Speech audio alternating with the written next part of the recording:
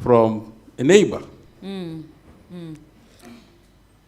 I think I definitely agree with you. I Yes. think there is a lot of issues that do need to be looked at, and I think this is one of the forums where those discussions start, especially when we look at the context of just how Africa does business with Africans in general, before we even look at what produce we are exporting, amongst ourselves. There are lots of gaps that do need to be addressed, and like you said rightfully, I think the Africa Free Trade Agreement will help us to put some of those in line, but the discussions are very important to start happening, and we can't move forward unless we actually start picking this up. It would be easy to think that maybe they are aware, and then you find out actually they aren't.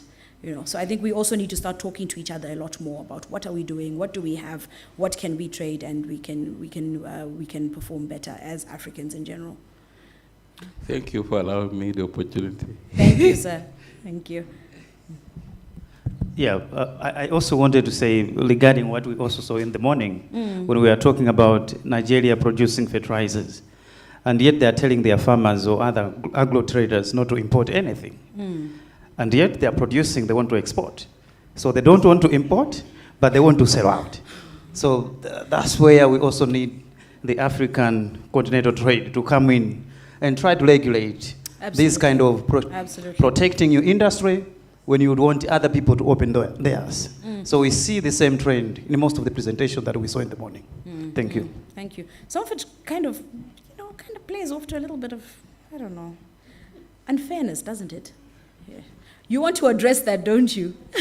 No, he doesn't have to address it. He already talked in the morning. Very briefly, because we are just about to start off our actual session, our opening session. Yes. I can address that scenario simply. You can address it? Very simply, because Nigeria is not saying that we are not taking it to any African country. The door is open to any African country for fertilizer. We asked of it to be accessible by farmer. I can throw my light because of logistic reasons. Nigeria is so very large. So you take, for example, taking fertilizer from one part to another. You definitely incur costs. And in Nigeria, it's not all part of Nigeria that are mainly agricultural, are into agricultural aspect. If you are going down south, there is declination in agricultural production. If you are going north, there is high agricultural activities. So, and most of these companies are in the south. Moving it to the north, logistic problem, it will be higher in the north. So these are things, but for somebody to say there is no fertilizer is not available to farmers, indeed, no, because there is a program that we took, they call it ATAPS Phase 1, which is from African Development Bank. We give farmers a subsidy, which they have enjoyed. I'm going to have to cut you now, please, sir. maybe Prof can give more light. No, I'm going to have to cut the session now. No, please, just 1 minute, just one thing. We now need to get the rest going, so please, of course, the point of this is to get discussions going, but remember that some of these discussions can also be had during our breaks. So we can continue them as well, and they're very enlightening and very entertaining indeed, but we also now need to get back to our program. So thank you very much for all those insights. Please could we all give each other a round of applause? All right, now we are about to resume the second half of the day, getting off with our opening session, which will be commencing in a few minutes. And as we do that, I would just like to remind us all that, of course, we do have people who are participating online. Those who are participating online, as we mentioned earlier on, we have been having a few challenges today, a few technical glitches. Please bear with us. We are working through it. It is a problem that is a little bit beyond us, but that is no reason for you to not send in your questions and your contributions. We have been reading them out. We have gotten a few questions in the first 2 sessions that we had, and we are sharing them with our panels and panelists as well. So if you are online and you are watching, please do go ahead ahead and send in your contributions. We will be throwing them in here and there. For everybody else who is here with us, we thank you so much for joining us, and we appreciate you being part of today's proceedings and, of course, this conference throughout the 4 days that it will be going on for. We do request that you remember to take note of your questions and contributions. However, now moving forward, I will also ask you to keep them brief, so that we can manage our time. So keep them brief. If we can limit it to 2 questions per person, that would be very helpful, so that we can manage our time, and then we can also get in more questions. Now this is our next panel setting up. Please could we give them a round of applause as they come up.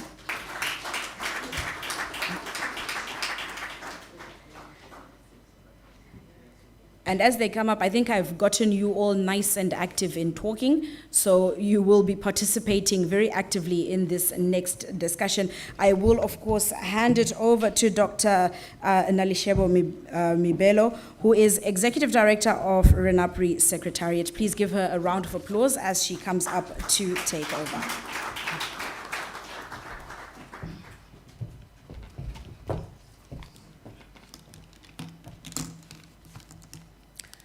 Thank you very much, Candice. I hope that everybody had a good lunch, that you are well fed, and that you made sure that you took care of your nutrition. I saw people eating ice cream. What do people say about sugar these days? So I'm sure you're all well fed, and I know after lunch people tend to fall asleep, but somehow I've been told that I do keep people awake. So I will try as much as possible to keep you awake. So we are in the opening session, as Candice has said, and we have some high-level people here who will be giving us key messages to support the discussions that are taking place here. So I want to recognize here in front our guest of honor, who is the Permanent Secretary, Ministry of Agriculture, Fisheries, Rural Development, Government of Zimbabwe, Professor Obert Jiri. Food systems. So it was just a point of a small correction. Gender sensitive. Thank you very much, Director. So Professor Dr. Mutandwa is also on the board of ReNAPRI. So agriculture is presented with challenges. Women and children tend to suffer the most. I'm wondering why men do not suffer as much as women and children. Something we need to talk about. Let us not be a talk shop, is what I'm picking up here. Let's communicate effectively the outcomes of our work. But importantly, let us visit the Victoria Falls. I think that's what I picked up from Dr. Mutandwa. Thank you very much. Another round of applause to Dr. Mutandwa. So our next speaker is Mia Bias, who is online. And I want to say in advance that there are some technological challenges there. But I'm hoping, Chris, you've got her online? Mia Bias, okay. So if you can just project Mia as I welcome her to give her statement, which I think we are all excited to receive since she's the only online speaker this afternoon. Welcome, Mia. A round of applause for Mia, thank you.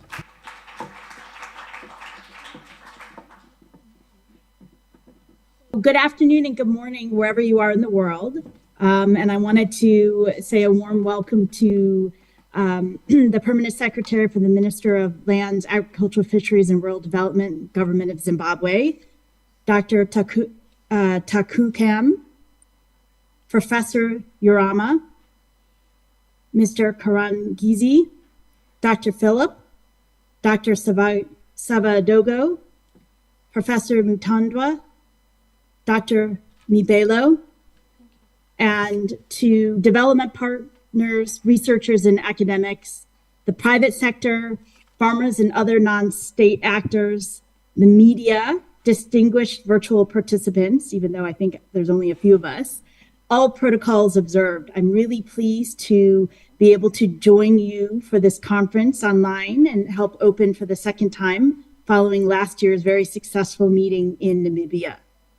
So I wanted to share that the US government has demonstrated the importance of the African continent to the global future through partnerships such as the African Leaders Summit, the US African Union High-Level Dialogue, and the African Union US Strategic Partnership. The US government has supported the AU representation in the G20, and our president is very supportive of a permanent seat on the UN Security Council for Africa. This is an important moment for the continent following the UN Food Systems Summit and the very successful African Climate Summit. And as we look towards COP28, the AU Summit on Fertilizer and Soil Health, and very importantly, the agenda for CAADP 3.0, African Policy Research Institutes, are critical to these processes and will continue to contribute data and analysis that can inform policy decisions made by your leaders. I want to acknowledge that the African continent is facing many, many challenges, including climate change. However, an important opportunity towards the goal of making food systems more resilient will be the design of CAADP 3.0. African Policy Research Institutes really need to be in the center of this preparation, strengthening the evidence base, analyzing policy proposals, and reaching out to policymakers with recommendations. ReNAPRI plays an important role and will continue to do so. Research by the ReNAPRI members is respected, credible, and of great importance. And the results you are showcasing in this conference will contribute to our understanding of solutions for African climate adaptation, fertilizer and soil health challenges, and really how to build stronger food systems. The US government, and specifically my bureau, the Bureau for Resilience, Environment, and Food Security, is dedicated to the continued support for the development and sustainability of African Policy Research Institutes. So I wish you the best for the continuation of this conference. I understand you had very good presentations and a great policy dialogue already, an exchange this morning on policy issues and the role of research. And I really look forward to hearing about the evidence presented. So thank you, and I wish I could join you in person, but have a good rest of your conference.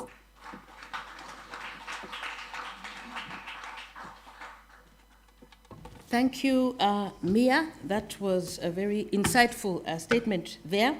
Africa is mad with many problems, and some of those are in the food system, and we cannot solve them alone. We need partners. And so the US government is one of those partners. USAID is obviously the implementer of some of the initiatives that you and I are a part of.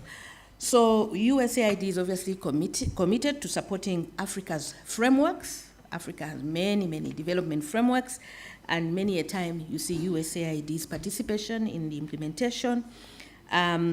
And we hear that USAID also supported the ascension of Africa into the G20, which is a good thing for 2023, something we will remember. US is supporting CAADP 3.0 and the Africa Fertilizer Soil Health Summit. So we are grateful for the support that is being provided to us. So moving on, I would like to call upon the chair of the ReNAPRI board, Dr. Damas Philip, to come and give his brief statement. Thank you.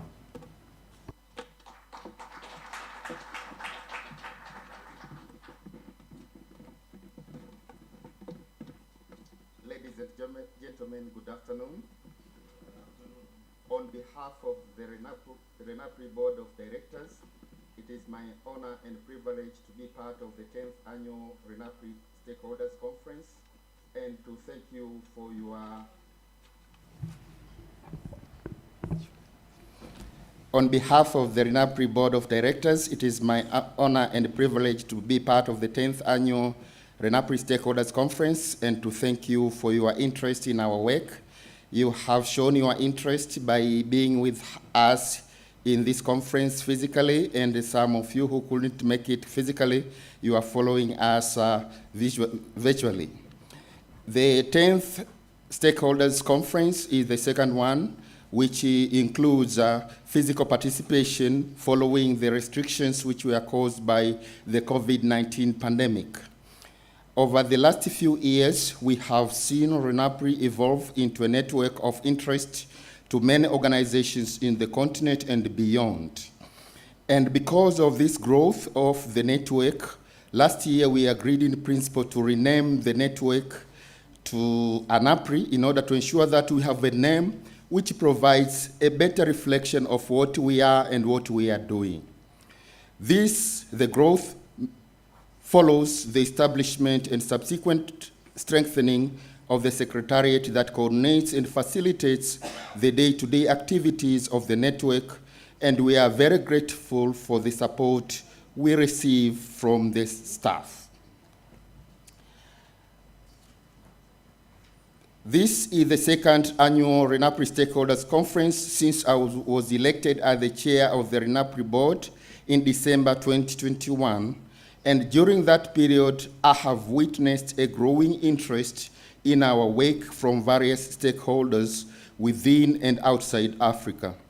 The growing interest in our work is a testimony to the great efforts by all of us that has enabled the network to be a go-to think tank in Africa and beyond. During the past 2 years, I have enjoyed your support, and I hope for more of the same during the remainder of my tenure, as I also pledge my guidance whenever it will be required.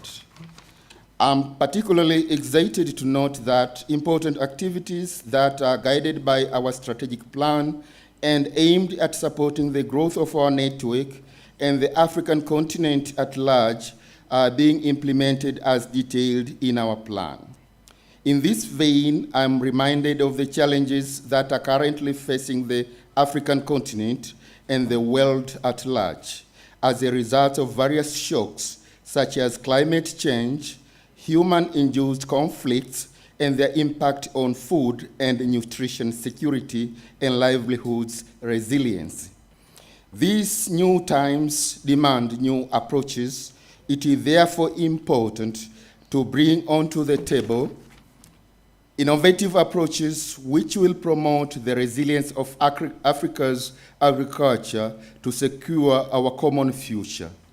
ReNAPRI as a network has a key role to play and in recommending policy solutions to our stakeholders towards addressing the various challenges facing the African continent. It is in this light that ReNAPRI is working on several thematic areas, which includes, but not limited to, issues related to fertilizer and soil health in our continent, the effects of shocks and disasters on food, fuel, and fertilizer prices and availability. And also, as we heard this morning, we have also done some work on policy prioritization in member states.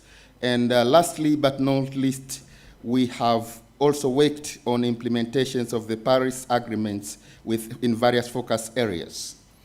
The work done around the 4 thematic areas have informed this. I'm making reference to the 10th Stakeholders Conference, which is being held under the theme, In Motion, Fortifying Africa's Food Systems Through Increased Productivity, Climate Resilience, and Adaptation.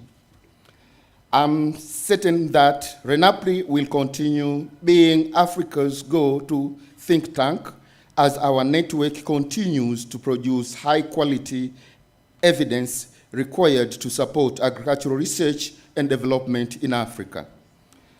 I would like to take this opportunity to warmly welcome all participants who are here with us physically and those who are participating virtually to the 10th Annual ReNAPRI Stakeholders Conference, which is being held here at the Elephant Hills Resort, Victoria Falls in Zimbabwe. And may the deliberations during the conference generate outputs which will drive a sustained food security agenda on the continent of Africa, especially in a new world of uncertainties related to national conflicts which disrupt food and agricultural global supply chains, and the threat from the environmental demands which are being driven by the problem of climate change. That marks the end of my short statement. I would like to thank you very much for your kind attention.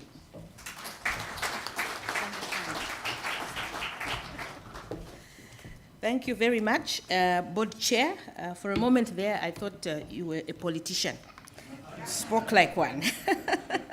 Okay, so these new times demand new and innovative approaches to ensure a resilient Africa. And the Chair has given a tall order to ReNAPRI. ReNAPRI has a key role to play in this space. We need to be innovative, Dr. Moyo, to ensure that we contribute to making Africa resilient. So our chair is the legal representative and driver of the ReNAPRI family. He has led us for the last 2 years, as he said in his statement, and you can all note some of the progress that has been made in the ReNAPRI network over the last 2 years under his leadership. So I thank you, Chair. So moving on, I want to invite Mr. Stephen Karangizi. Thank you, thank you. Mr. Karangizi is, Assistant Secretary General at COMESA. You remember when we had Mr. Sindiso Ngwenya as the Secretary General. Mr. Karangizi was Assistant Secretary General at COMESA, but he's also the immediate past Director and CEO at the African Legal Support Facility at the African Development Bank. He has been working in the area of structuring public-private partnerships, these large public-private partnerships in Africa. So I welcome you, Stephen, to the podium. Thank you.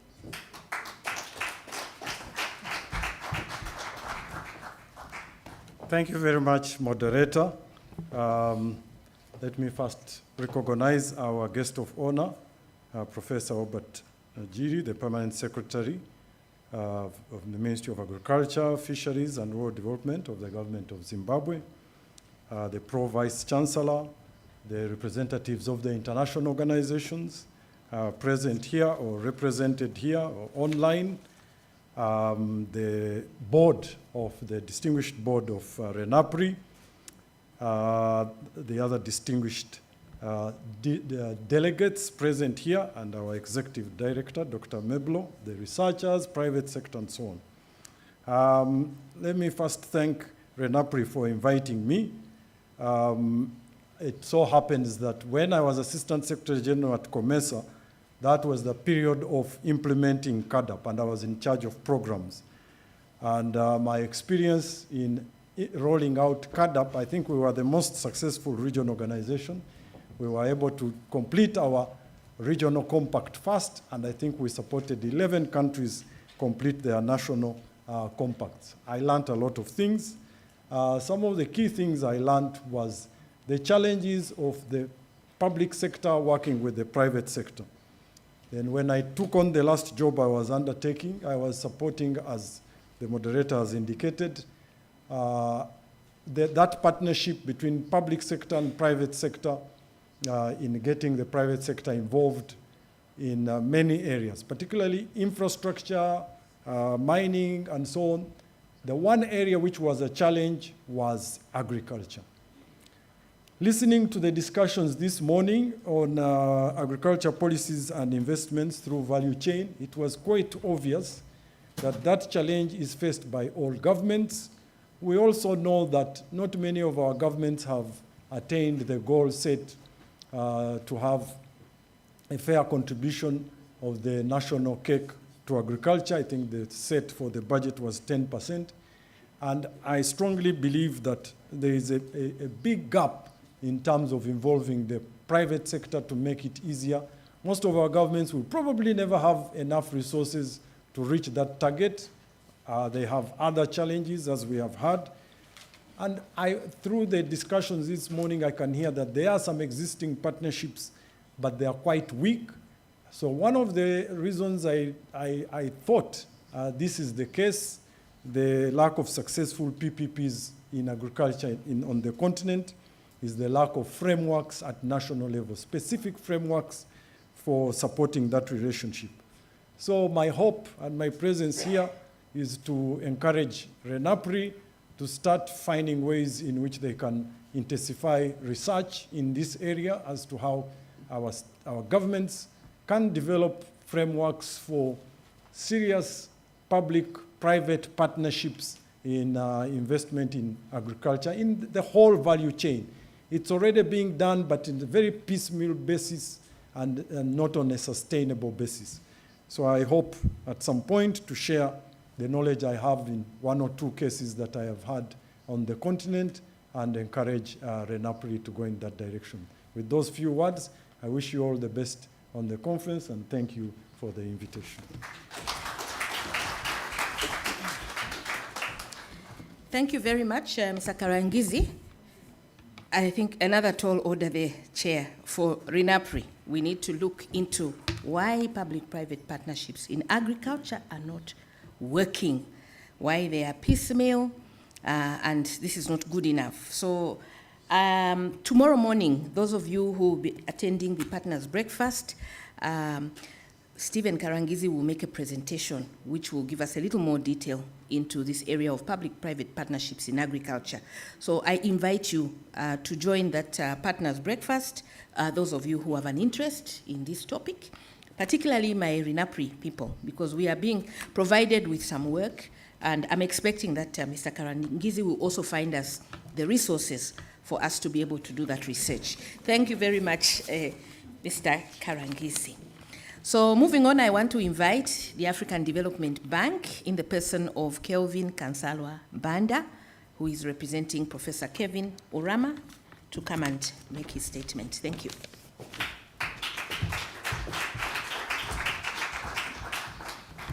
Good afternoon. ED, I'm sorry that mine may not be a brief statement. It's coming from the professor, so but I'll try to make it short. Let me recognize the Permanent Secretary for Agriculture, Fisheries and Rural Development for the government of Zimbabwe, Professor Abadjiri. Let me also recognize Professor Florence Ntambanengwe, Pro-Vice Chancellor of Research, Innovation and Academic Affairs at the University of Zimbabwe. Allow me also to recognize Dr. Patrice Takukan from the FAO, sub-region of the Southern Africa, and also allow me to recognize you, ED. At this point, let me say all protocols observed. On behalf of Professor Kevin Orama, who is the Chief Economist and the Vice President at the African Development Bank, and also on behalf of the African Development Bank, it is my honor that I stand here this afternoon to deliver this statement on behalf of the African Development Bank. From the outset, allow me to take this opportunity to commend and appreciate the Regional Network of Agriculture Policy Research Institute for organizing this important event. I noted with interest that the theme for this year's conference perceives of the African continent being in motion, fortifying Africa's food systems through increased production, climate resilience, and adaptation. Indeed, Africa is in motion towards strengthening its food systems and attaining agricultural transformation, despite the several shocks and disasters that have affected the continent over the recent years. Consistent with this objective of this conference, the African Development Bank is at the center of the socio-economic transformation of the continent. Recently, at the first Africa Climate Summit held in Kenya, that's in September this year, the president of the African Development Bank, Dr. Adesina, said, and I quote, "Our collective existence is at risk. Climate change is changing Africa. Droughts, floods have been on an increase on the continent. No country is spared. If we strain our ears enough, we will hear the calls of urgency from farmers whose crops and livestock are being destroyed. The voices of fishing folks whose catch is reducing. The voices of the young whose future is being compromised. The voices of the economies that are unable to cope with the recent developments on the continent. End of quote. Increasing climate vulnerability and weather shocks, such as droughts and floods, are expected to exacerbate food insecurity in Africa, especially in rural areas where subsistence farming is actually rain-fed. We cannot forget the El Nino climate phenomenon that affected Southern and East Africa between 2015 and 2016. That compromised the food insecurity of about 51 million people, including 26 million children. Unfortunately, it is forecasted that the region will also face a similar phenomenon this year. We can only anticipate that its impact would also be far-reaching, especially on the poor population. The consequences of hunger and malnutrition, which mostly affect children, women, youth, and rural communities, are too serious to be ignored. According to the WHO statistics, in 2016, about 5.9 million children under the age of 5 died in 2015, and about 45% of these died with diseases that are linked to malnutrition. It is against this background that the African Development Bank this year has focused on climate change financing. These two potential financing sources are important given the already strained public finances in most African countries and the scale of resources needed to combat climate-related disasters. The African Development Bank currently estimates that about $2.6 trillion will be needed by 2030 for African countries to implement their climate action. Africa must invest in agriculture to materialize its great potential. Agriculture remains the mainstay of African countries, providing livelihoods and employment to over 60% of the population and contributing 35% to Africa's GDP. Despite the importance of agriculture to Africa's economy, the sector has not been performing at full potential. For example, during the last 25 years, it is estimated that cereal yields increased by 164% in Brazil, 81% in Uruguay, 69% in Chile, and 43% in Malaysia. But in Africa, we never reached 40%. Taking advantage of the growth opportunities will require removing obstacles related to low adoption of modern inputs, erratic weather conditions, poor mechanization, lack of access to credit to farmers, insufficient farmer skills, and inadequate land tenure systems.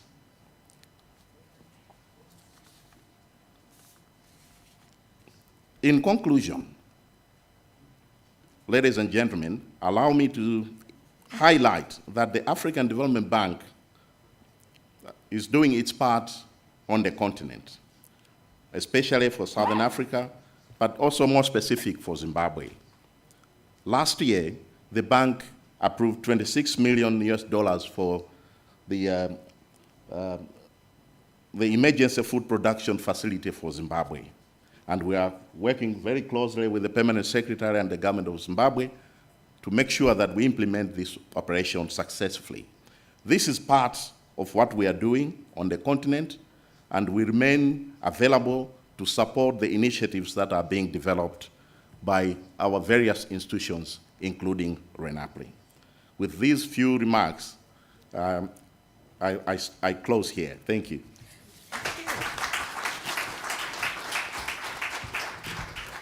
Yes, I totally agree that reading a professor's statement is not that easy. These professors, they can make you sweat. But thank you very much. I heard at the end of your speech that you are happy to partner with institutions such as ReNAPRI. So we welcome you tomorrow to the Partners Breakfast so that we can continue that conversation. Thank you. So the bank is at the center of socio-economic development. Sadly, I heard you talk about the death of children. The death of children. This is not a good thing. We need to do something about it, whether this is due to climate change or whether this is as a result of malnutrition. These are issues that we really need to talk about. And I would like to see our own institution, ReNAPRI, actually focus on seeing how we can reduce the number of deaths among our children. I think they deserve a life, right? We are happy that you are talking about climate change because one of our projects, one of our initiatives in the ReNAPRI network looks at the implementation of NDCs and NAPs. How are countries actually implementing those NDCs and NAPs? So it is an area that we are interested in. But of course, your president, I enjoy listening to his statements because the man speaks figures all the time, numbers, and I could see that in your own speech. So moving on, our next speaker after the bank is from FAO. FAO is a partner of ReNAPRI, and I'm welcoming the sub-regional coordinator, Dr. Patrice Tala Takakun, to come and give his statement. Thank you. Thank you, Director of Ceremony. Good afternoon, colleagues and friends.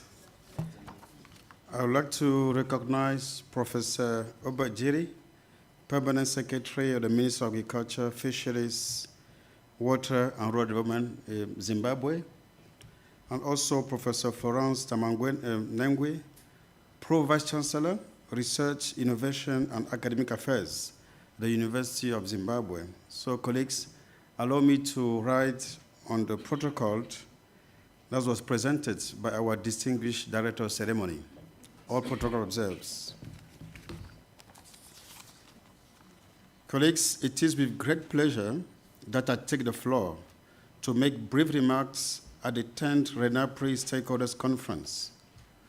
On behalf of the FAO team here present, I would like to thank you for the opportunity offered to us to contribute to the discussions for the next 3 days. This is an important event because the transformation of Africa's agri-food system requires multi-stakeholder processes, and this conference is a key aspect of these processes. FAO is proud of the partnership with ReNAPRI to contribute to the transformation of Africa's agri-food system.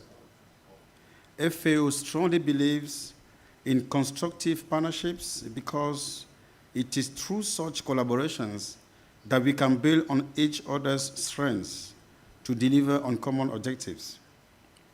The multi-agency and multi-actor partnerships we forge at different levels should be effective in supporting African countries to develop and implement policies and programs to transform their food system for the benefit of their people. That is why I'm particularly pleased to see this diverse group of stakeholders assembled here for this conference. This confirms the multi-sectoral dimension of the agri-food systems. In FAO, we talk of the agri-food system. This emphasizes the linkages between agricultural production and nutrition within a sustainable environmental management system, which ultimately leads to a better life for all our people. Globally, we all agree that agri-food systems are currently on an unsustainable path. Therefore, the transition to a more efficient, inclusive, resilient, and sustainable agri-food system leading to a better production, better nutrition, a better environment, and a better life for all remains our ultimate goal. We believe that together we can make it.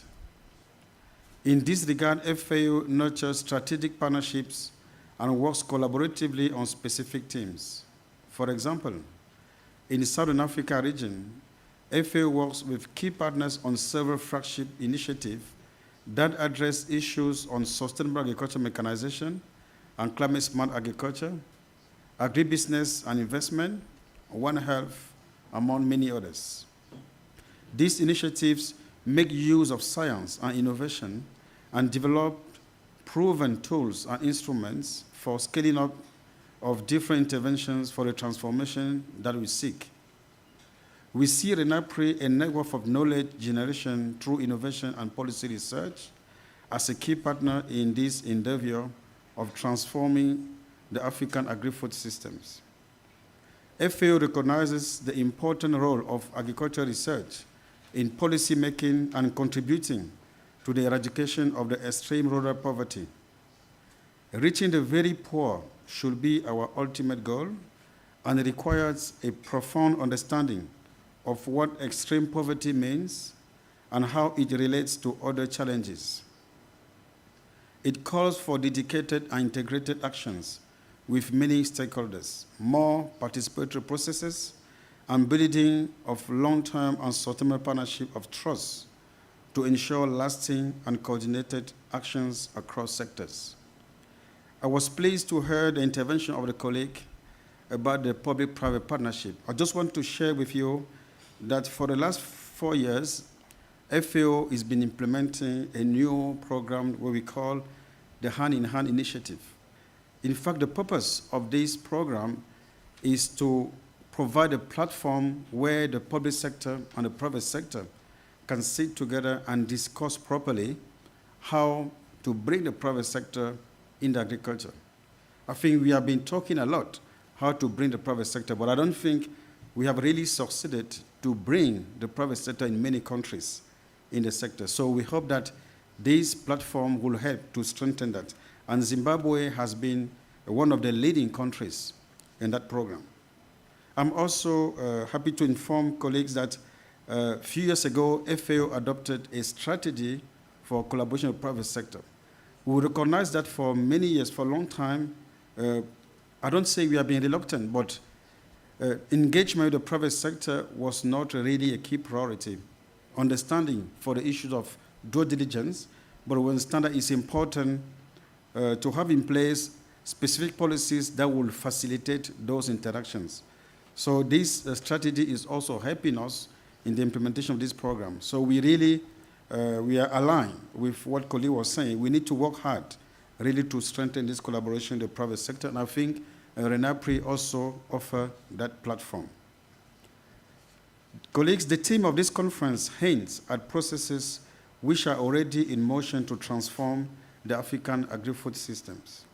Let us strengthen our partnership, accelerate this motion, and forge ahead purposely to deliver on our respective mandates towards our collective and common objective of eradicating hunger on the continent. Thank you for your attention. Thank you so much. Thank you. Thank you, Patrice. Thank you for that statement. So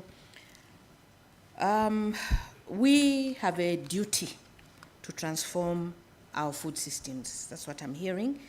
And we are told that collective, participatory, and integrated actions, that is what is required to transition to an inclusive, resilient food system towards bettering lives and nutrition.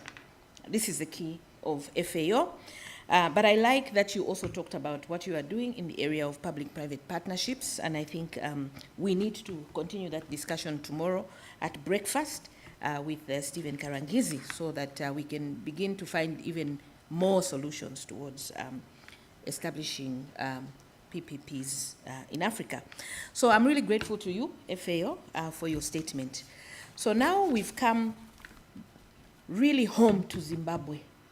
I know we heard Dr. Mutandwa speak, we've heard FAO speak, they are based here in Zimbabwe. But the real Zimbabwe is the government, the University of Zimbabwe, and, of course, what will follow that. So at this juncture, I want to hand it over now to Zimbabwe, and I want to call upon Professor Florence Mtambanengwe, Pro Vice Chancellor, Research, Innovation, and Academic Affairs, University of Zimbabwe, and a soil scientist. So there's nothing we discussed that she didn't understand. So I welcome you to the podium, madam. Thank you.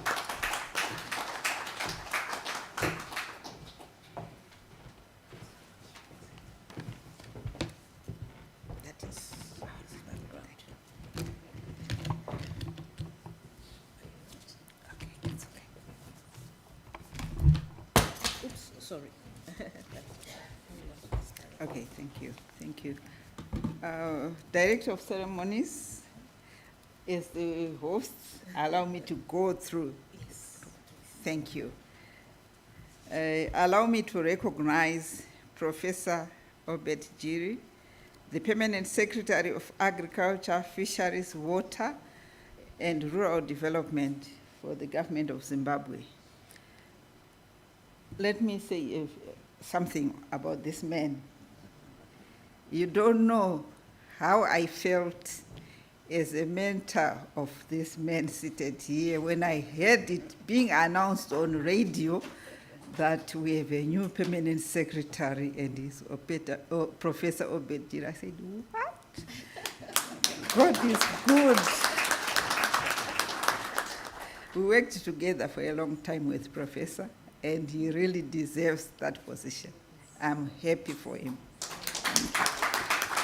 Yes, thank you. So allow me to recognize also Dr. Elijah Nyakujga, the Dean of the Faculty of Agriculture, Environment and Food Systems at the University of Zimbabwe. In absentia, His Excellency, the Ambassador Josefa Korea Sako, Commissioner of DARBE, African Union Commission, policymakers from the African Union member states, Dr. Patrice Tala Takukam, Sub-Regional Coordinator for the Southern Africa and representative for Zimbabwe, Lesotho, and Eswatini FAO office. Mia Bias, Deputy Assistant Administrator, USAID Bureau for Resilience and Food Security. Kelvin Banda, representing Professor Kevin Urama, Chief Economist and Vice President of the African Development Bank. Welcome, sir.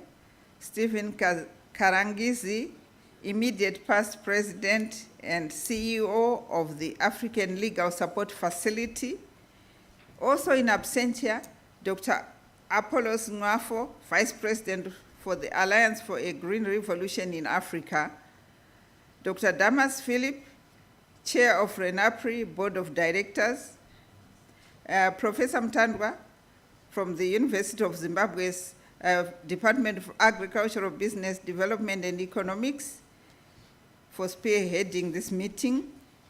Dr. Nalishebo Mebelo, did I get it right? Executive Director, ReNAPRI Secretariat and Development Partners.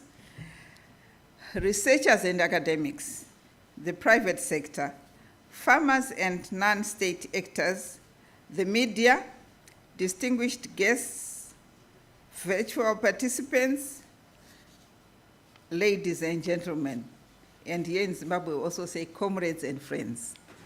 A very good afternoon to you. Yes. So on behalf of the University of Zimbabwe, and indeed my Vice Chancellor, who is away on equally important business, allow me to extend a warm welcome to you to this iconic place, which makes us proud as Zimbabweans, as Zambians, and as Africans as a whole, the majestic Victoria Falls. So what I'm going to be saying now is they are the words of the Vice Chancellor, not myself. So I will not be held responsible for anything that goes amiss. Thank you. So he says, the theme of the 10th ReNAPRI Stakeholder Conference, Fortifying Africa's Food System through Building Resilience and Adaptation to Climate Extremes, Disasters, and External Supply Shocks, comes against the backdrop of the socio-economic and health shocks that include the COVID-19 pandemic, floods and droughts, and extreme temperatures worldwide. These shocks have resulted in new challenges, particularly for developing nations, creating an urgent need to rethink our development trajectories. I am made to understand that this conference provides an opportunity for universities and ReNAPRI's research centers across the African continent to deliberate on new agribusiness and policy models that will lead to the redesigning of our value chains for the achievement of sustainable livelihoods. As you are aware, ladies and gentlemen, the COVID-19 pandemic led to the disruption of global supply chains and affected the prices of food, fuel, and fertilizers, which are critical for our country's sustenance. Climate change also adds another layer to existing challenges, especially to smallholder agriculture that is traditionally dependent on seasonal rainfall. And these rains have increasingly become erratic and unreliable, and oftentimes a big threat not just to livelihoods, but to the lives of our fellow kith and kin.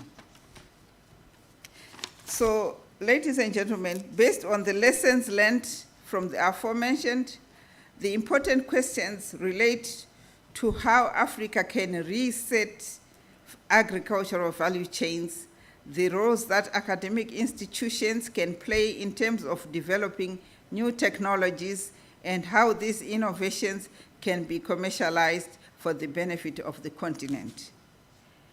For Zimbabwe, this conference has come at the right time when Zimbabwean higher education institutions, led by the Ministry of Higher and Tertiary Education, Innovation, Science and Technology Development, has adopted a heritage-based Education 5.0 philosophy, which has 5 missions of teaching, research, community outreach, innovation, and industrialization. Under Education 5.0, ladies and gentlemen, the University of Zimbabwe has established an innovation hub and an agro-industrial park. The Innovation Hub provides a conducive environment for ideation, concept development, design of prototypes, patenting, and commercialization of goods and services. We have seen now the emergence of startup companies from our students, and this Education 5.0 has also allowed the university academic constituency to actively engage in transforming knowledge into viable solutions that address the myriad of challenges that our people face at local, regional, and continental levels. So the conference this year is modeled around high-level panel discussions that include prioritization of agricultural policies in value chain development. Secondly, fertilizer and soil health policies. And thirdly, strengthening and localization of research to solve context-specific problems from the agricultural sector. So it is my hope that these deliberations will contribute towards the creation of relevant and cutting-edge technologies, products, goods, and services that will drive economic development of our nations and improve the lives of our people. Allow me to thank the government of Zimbabwe for allowing this conference to happen at this very beautiful and conducive place. I also wish to thank ReNAPRI, international organizations, and all the partners for their contributions in making this conference happen. This gathering will go a long way in strengthening linkages and partnerships among different stakeholders as we strive towards a common vision of addressing Africa's challenges, gathering from empirical evidence we're getting from our research and innovation. I'm also happy to inform you that as University of Zimbabwe, the Faculty of Agriculture, Environment and Food Systems has already addressed or is contributing to one of our strategic objectives, that of internationalization of university business. So we normally do an assessment, never been to the workforce. I'm happy that the organizers have set aside a whole Thursday afternoon for that, so I'll make sure he attends. And please sample and enjoy the beauty of the majestic falls and the surrounding environments. With these few words, I wish you great deliberations. I thank you.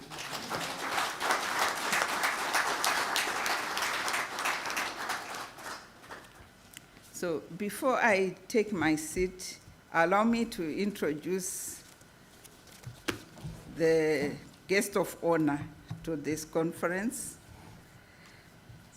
The guest of honor is a professor, a crop scientist, and a developer whose track record can be traced back to the University of Zimbabwe.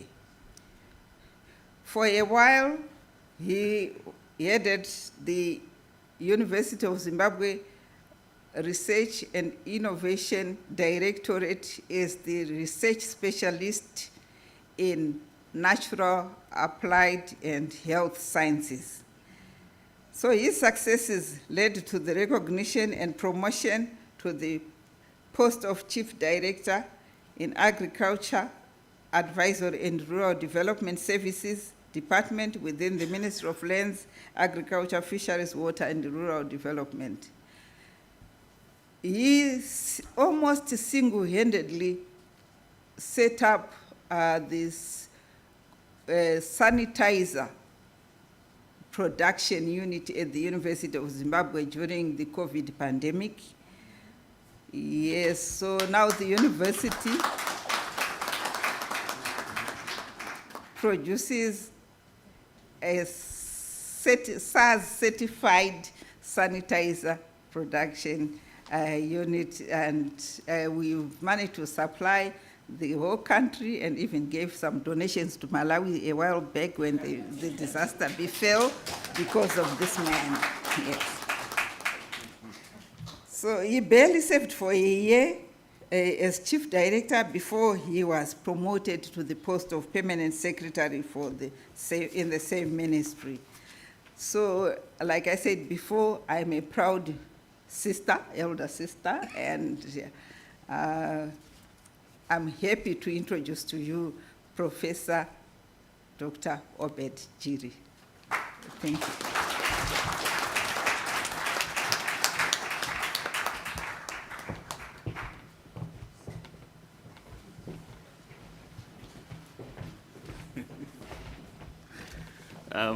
We may take our seats, thank you.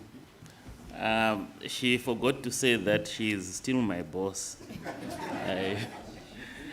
I owe a lot of what I am to her and the Vice Chancellor, Professor Mapfumo.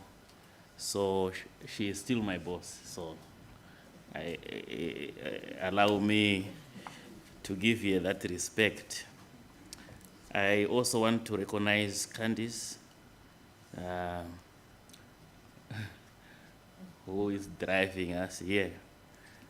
Thank you for being such a professional of the studio.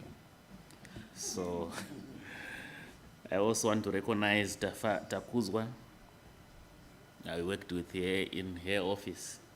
She was the one who was, she's doing now, running with the papers, organizing all of us. So thank you, Takuzwa, and it's so good to see you. Dr. Mebelo, the Executive Director, I recognize you. And now formally Professor Mtambanengwe, I also recognize you. Ambassador Sako in absentia, Dr. Tala, I recognize you and it's good to see you. Mayor Pierce,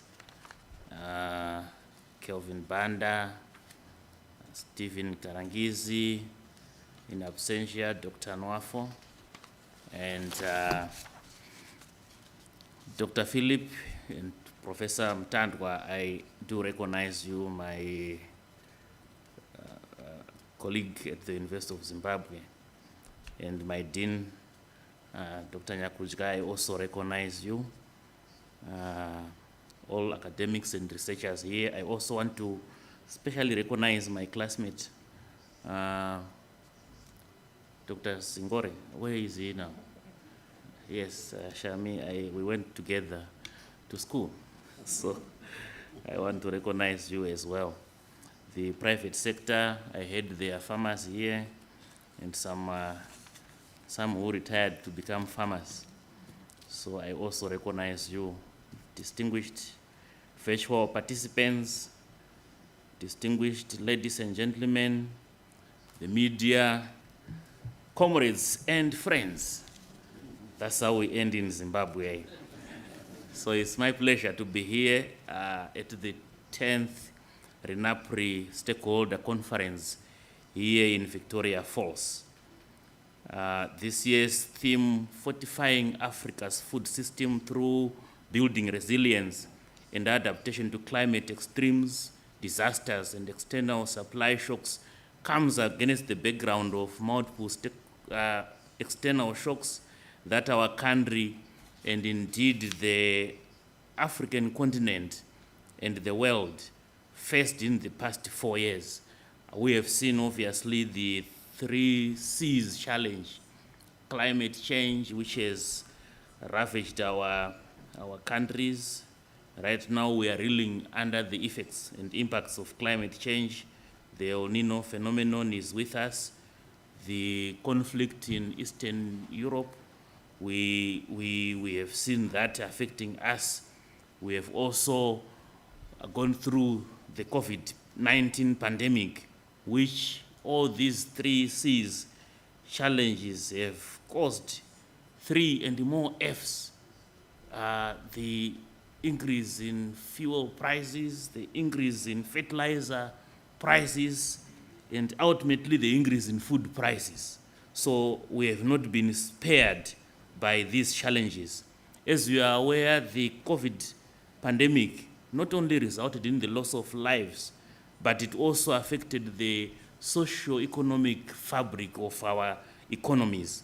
In particular, the COVID-19 affected many local, regional, international, global supply chains, which caused the increase in prices, as I said, of fertilizers, but also of grain, so food prices ultimately increased. In addition, the ongoing Russia-Ukraine war has also affected access to food, particularly wheat, fertilizers, and fuel.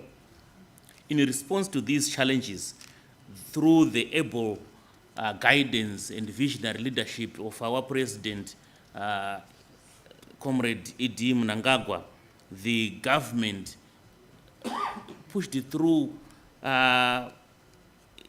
transformative documents and strategies, and one of them is Vision 2030, which wants to put our country to an upper middle income economy or society by 2030. Part of its implementation is attained through the National Development Strategy 1, which is running from 2019 to 2025, which recognizes the crucial role that agriculture plays in this transformational agenda. This has allowed the government of Zimbabwe to enunciate a robust policy framework that includes the National Agriculture Policy Framework, the Agricultural Food Systems and Transformation Strategy, And the government also launched the rural development paradigm, which we call Rural Development 8.0. These policies are underpinned by our philosophy, leaving no place and no one behind. This initiative covers cereals, covers oilseeds, horticulture, livestock, fisheries, and all these are covered in the 8 key programs which are spearheaded by the President himself. This 10th ReNAPRI conference brings together African academic think tanks on agricultural policy.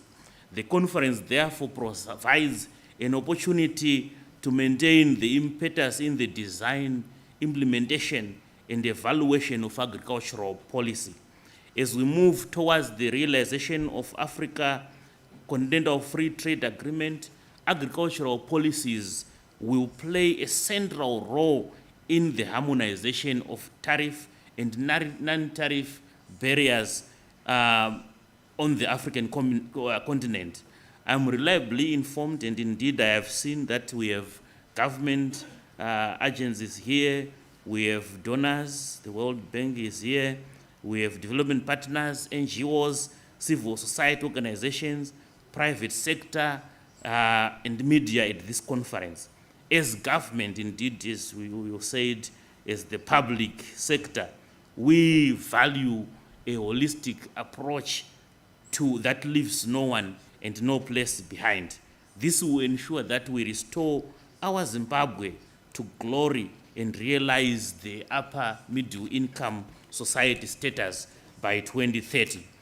In the last 2 decades, Zimbabwe's agriculture and food system has experienced significant changes in the range of actors involved in the production, aggregation, processing, distribution, consumption, and disposal of food products that originate from agriculture, forestry, and fisheries. Through the historic land reform, the government of Zimbabwe addressed a fundamental issue of the skewed land ownership patterns that characterized our agricultural sector. This ushered in more smallholder farmers who are affected by climate change, access to finance, poor access to markets, and poor access to modern agricultural machinery. In particular, climate change has negatively affected the smallholder farming sector, with the recent being Cyclone Idai, which affected many communities in the east of our country. And of course, the El Nino phenomenon currently, which we are currently going through, affects the smallholder farmers in a more disastrous way.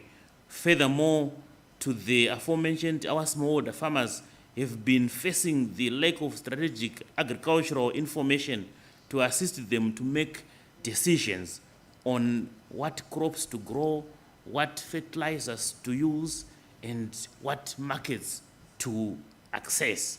As a result of lack of information, most smallholder farmers have been exploited by middlemen, and this is not only in Zimbabwe, but across the whole of Africa. Smallholder farmers are exploited by middlemen in the value chains of key agricultural commodities in livestock and crop sectors. Food systems are also affecting the state of our planet, with industrial food production contributing 1/3 of global greenhouse emissions globally. Despite these challenges, the Second Republic, which is the current government in Zimbabwe, is committed to create an effective and efficient food system which delivers in 6 key strategic outcomes. Number 1, food and nutrition security. Number 2, input substitution. Number 3, diversified exports. Number 4, enhanced value addition. Number 5, employment creation. And the last one, number 6, improved incomes and standard of living. My government recognizes the vital role that the agricultural sector plays in the economic transformation of the country. To this end, we have put in place robust policy framework which sets clear objectives, programs, projects, and implementation strategies. The agricultural policy architecture is consistent with the UN Strategic Development Goals and the Africa Agenda 2063. The government of Zimbabwe set a number of targets through its flagship policies and programs.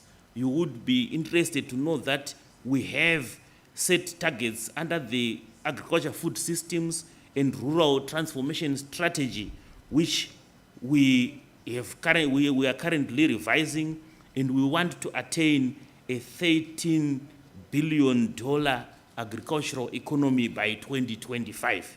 We also have the Agricultural Recovery Plan, which we want to reverse the negative trends of production and productivity in cereal crops. We also have the Horticulture Recovery and Growth Plan, where we want to reverse the negative trends in the horticultural sector. We also have the Livestock Recovery and Growth Plan, reversing the negative trends in the livestock sector.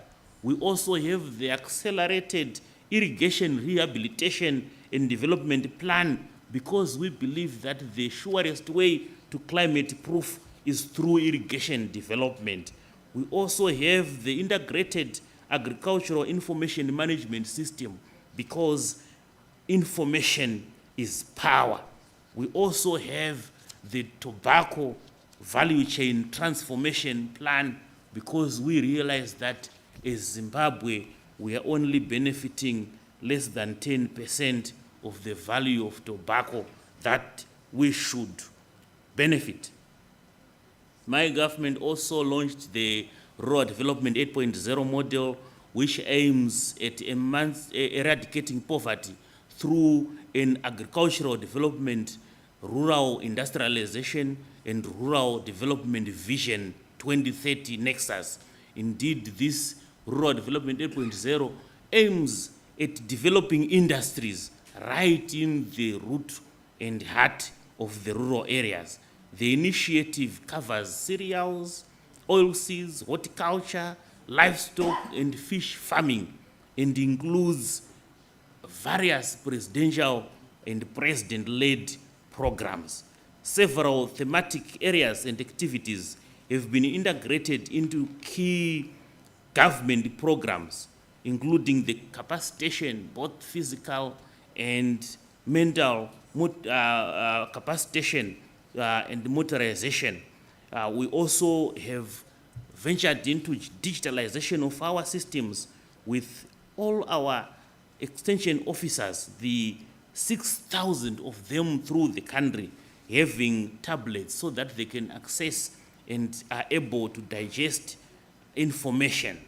We also do, yes, I think we can clap. We also do robust in-service training of our extension staff. We also have embarked on a journey where we do gender mainstreaming and inclusivity. So we set aside a directorate on gender mainstreaming and inclusivity, because we believe that all our employees are important to drive agricultural transformation. We, for example, we now have a desk that is specific for women issues, Dr. Mayobelo. So we call it Agric for She. And that Agric for She is for the women. We track and mainstream their participation in all our programs. So we have Fumvuza for She, tracking what they do in the cereal sector. We have Irrigation for She, tracking what they do in the irrigation sector. Mechanization for She, tracking what they do under mechanization. And we are even proposing a women quota for land redistribution.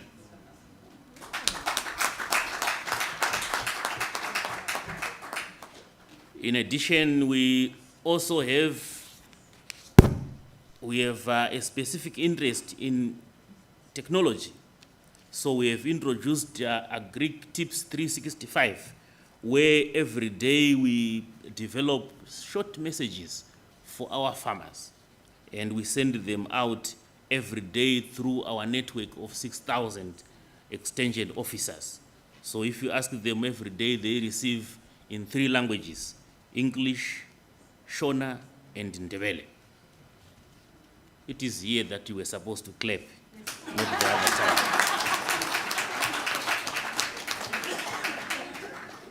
So if you can do that consistently, so we call them Agric Tips 365, because it's every day for the 365 days.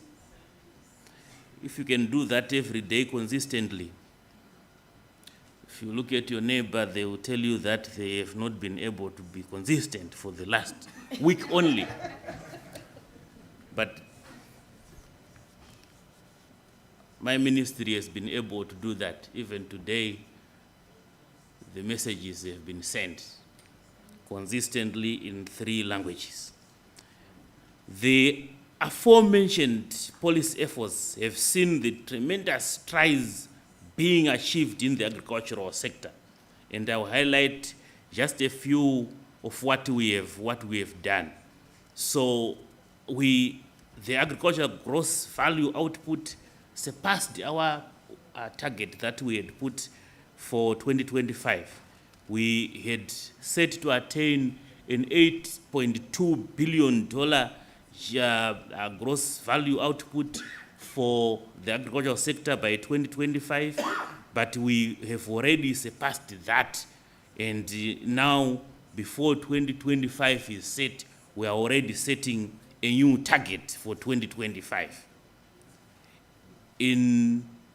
We have also seen the food security situation improve quite a bit. So for the last 3 years, Zimbabwe has been food secure. Our requirement, yes, you can clap with this one. Our requirement is 2.2 million metric tons of cereal, and we have now consistently beat that. So we are food secure. If it was not for the El Nino, I think we are still going to be food secure, Dr. Tala. So we are now trying to push Dr. Tala to move towards more developmental things rather than production. So we have also really tried to have policies that help us to attain food security and improve livelihoods for our people. I think I should mention that we are also one of the only 2 countries in Africa who are self-sufficient in wheat production.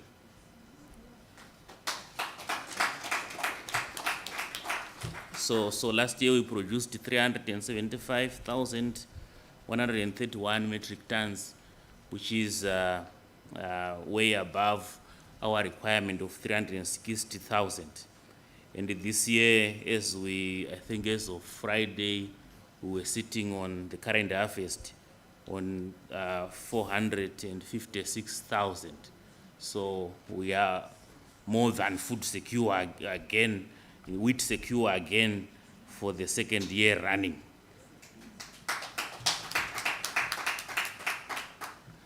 I know that you want me to reach to where I say in conclusion.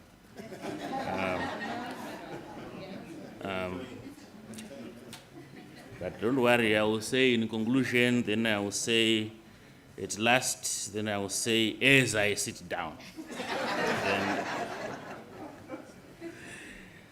We also recognize, Prof. Mtambanengwe, the role and contribution of the academia in research and development, and of course in churning out new innovations and in monitoring and evaluation of government programs.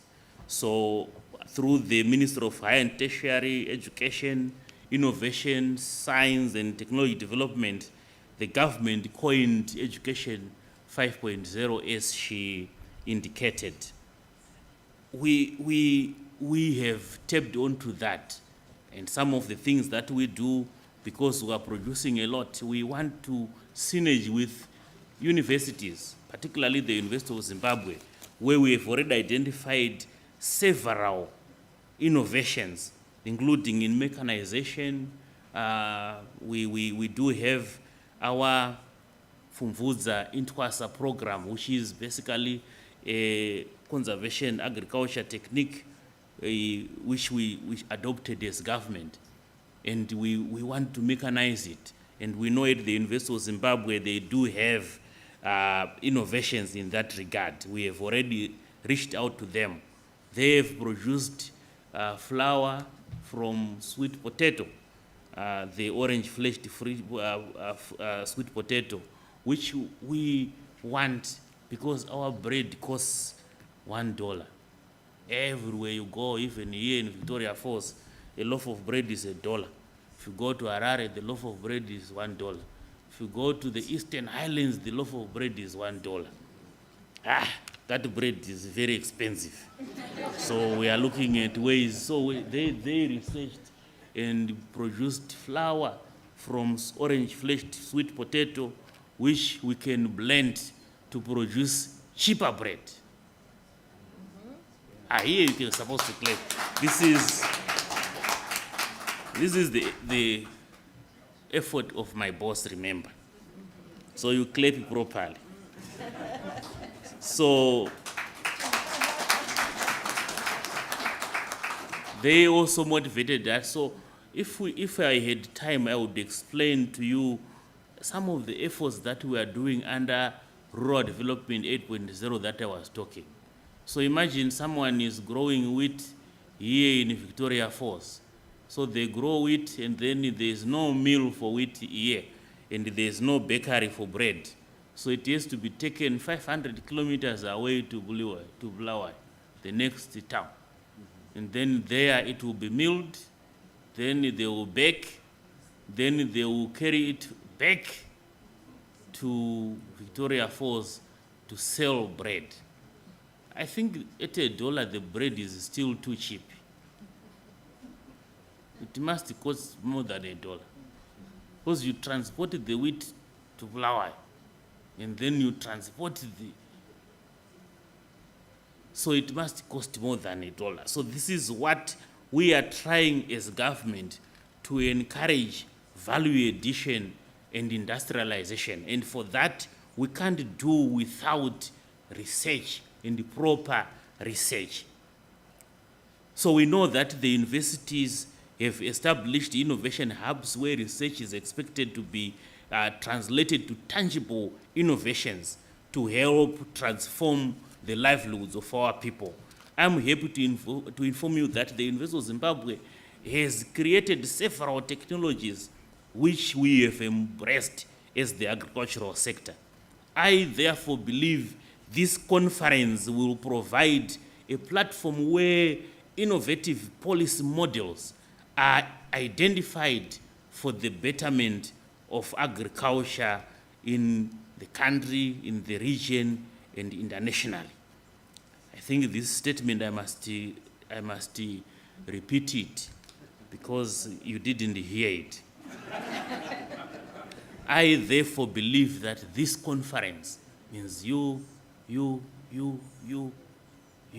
and even yourself there at the back will provide a platform where innovative policy models are identified for the betterment of agriculture in the country, or in our countries, in the region, and internationally.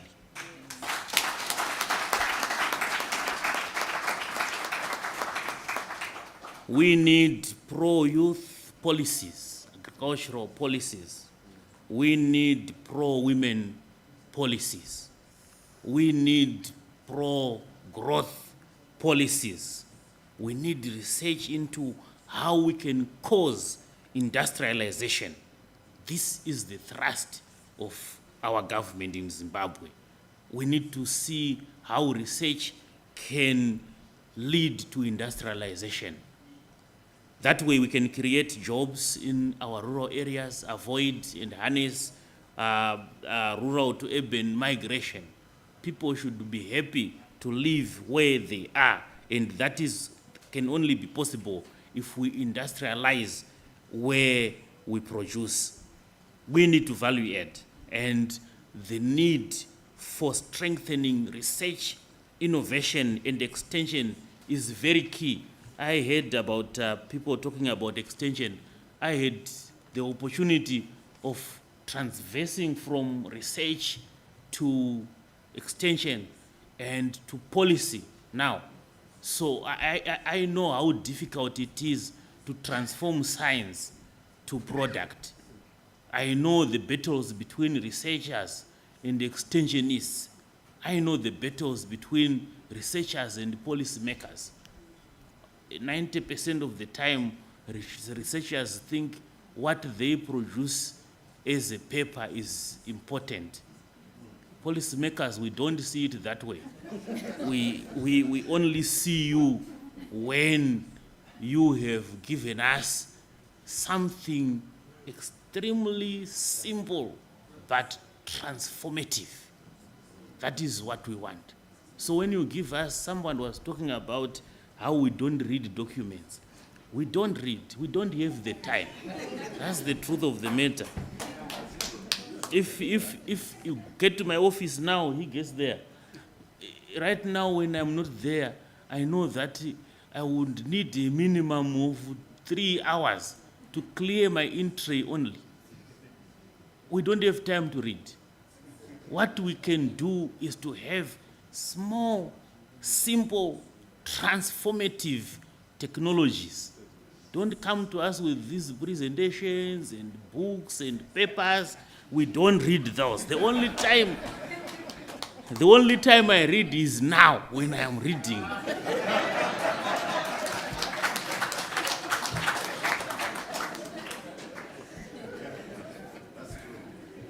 With these remarks, I want to challenge all participants in this conference to commit yourselves to the identification of simple policy solutions for your respective countries, for the African continent, and for the global community. We need, as Africans, to influence what happens in Africa and what happens globally. I also, as my fellow Zimbabweans have said, I want to invite you to enjoy the touristic value of the city of Victoria Falls. I am so disappointed in my fellow Professor Mtandwa. Please, someone drag him to the Victoria Falls. So, enjoy Victoria Falls. Make sure you take time to buy souvenirs. This is one of the 7 wonders of the world. Nothing like it in the entire world. So you are definitely in the right place, but let's take time in this conference to interact, digest, and see how you can impact on our agricultural policies. So with these many words, like any politician, I think now I'm a politician. So with these many words, I want to declare this work conference officially opened. I thank you.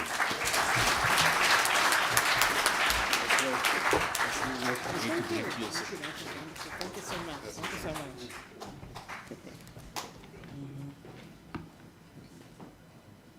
You can take your seats.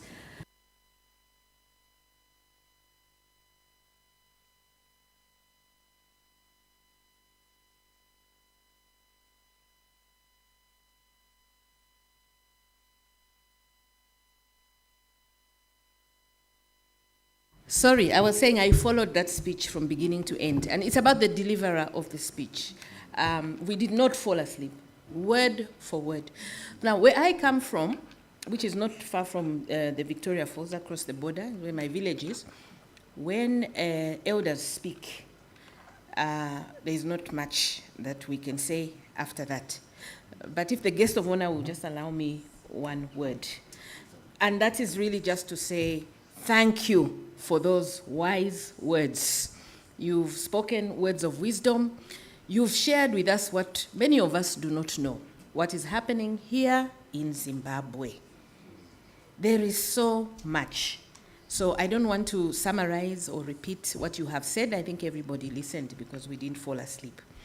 So on that note, I want to just thank, first of all, Professor Mutandwa for implementing moderator for she. That was he implemented moderator for she, so thank you for allowing me to moderate this important session.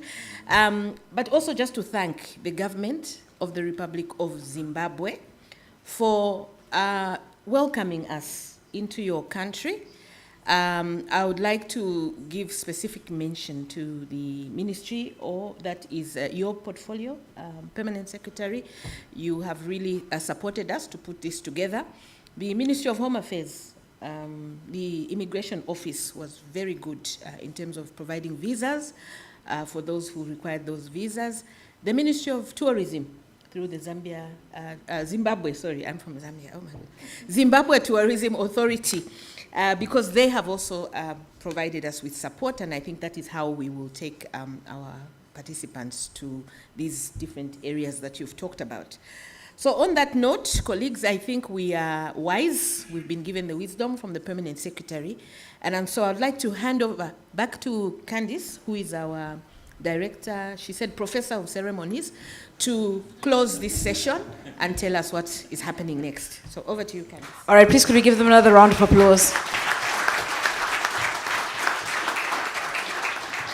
All right, Edie, I'm just going to ask you to lead your team out to the main foyer. We have a very small exercise that we want to conduct. It will take us less than 10 minutes if we all work together, so I will let you go first, please, with your team.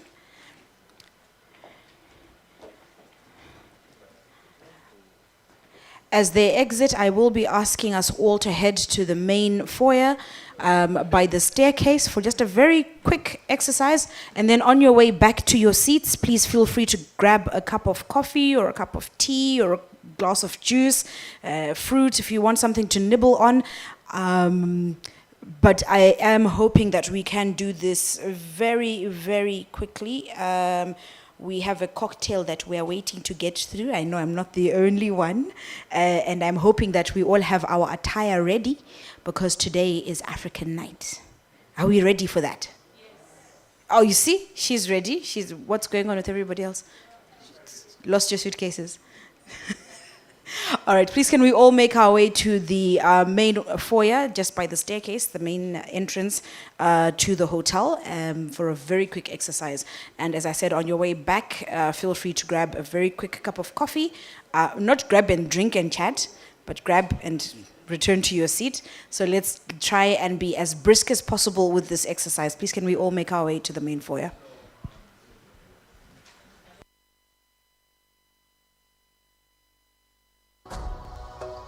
Some have gone fishing, while others have chased the wind, and some preferred gliding through it. Some have explored the wild on 4 wheels, and others on foot. Some have walked in the sky, while others have preferred walking on land. Others have gone deep into the earth. Ladies and gentlemen, please could we all make our way to the main foyer so we can get this exercise done as quickly as possible, as swiftly as possible, and as happily as possible. And then we can come back and wrap up our day. Some have paddled through the waters with their hands, while others preferred using their feet instead. Some have dined, others have gone shopping. You too can.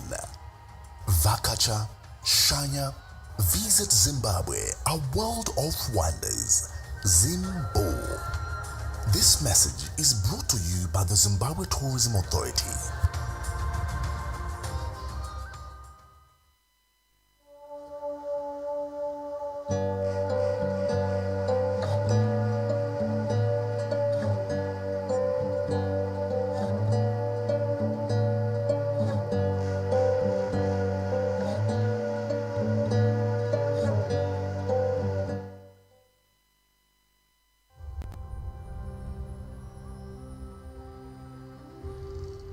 is a place where people live in all their elegance, warmth, and charm. Rich in culture, whose belief is connected to the awe-inspiring diversity of natural landscapes.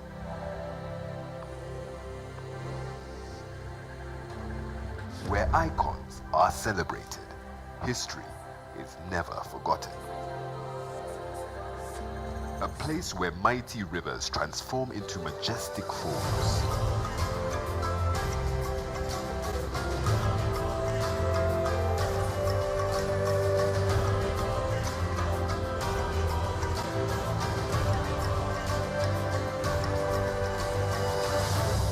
Into lakes.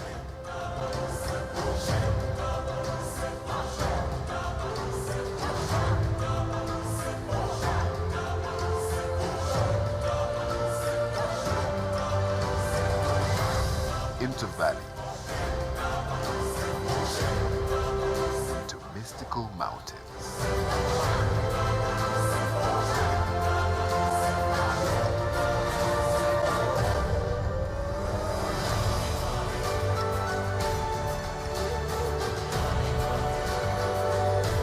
A place where mountains transform into hills with great spiritual and historical significance, where hills transform into curves.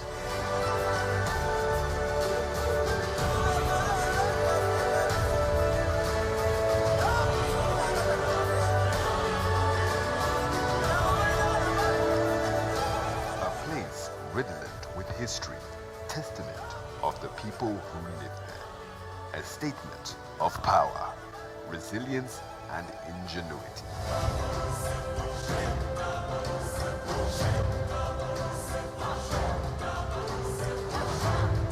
A place where adventure lives at every turn.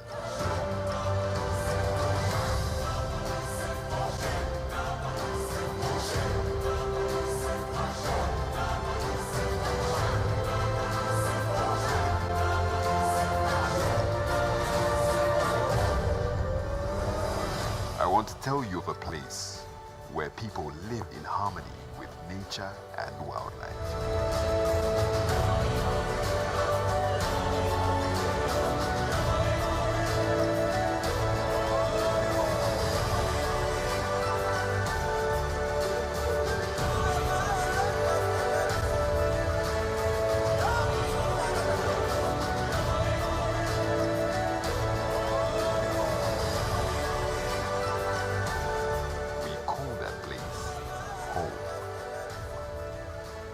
Hospitality awaits you.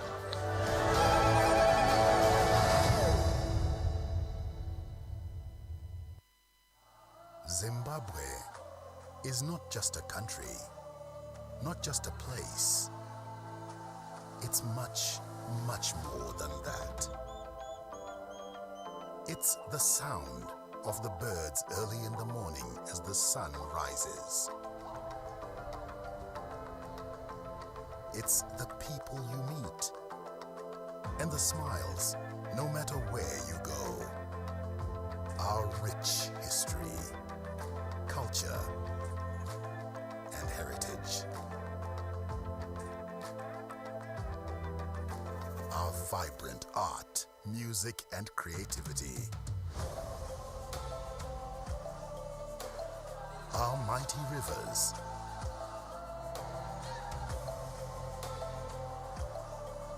Cascading waterfalls.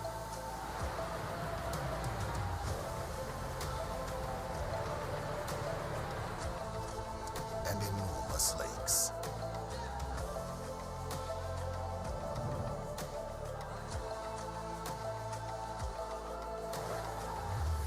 It's our pristine wildlife and nature, still so wild and untamed. Ladies and gentlemen, coffee is grab and sit. Coffee is grab and sit, so please just quickly grab your coffee, grab a fruit, and return to your seats so that we can wrap up our very fruitful day one. So coffee is grab and sit, grab a cup and come and sit down in your seat so we can wrap up our day. Now, we must apologize for the heat. I know it's been